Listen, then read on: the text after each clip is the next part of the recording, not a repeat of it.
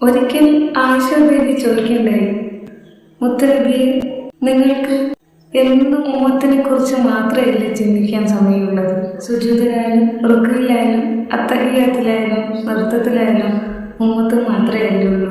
അപ്പോൾ മുത്തനബി തങ്ങൾ എന്താ പറഞ്ഞതെന്നറിയോ?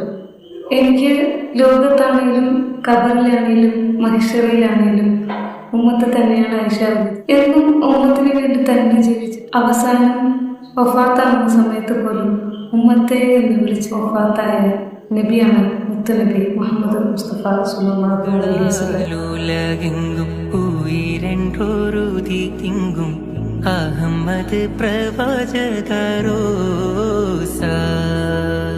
പുരിയങ്കൂരി മക്ക കൂതി നിധിയധിപതി സരിഗുണ സുമസുരരാസ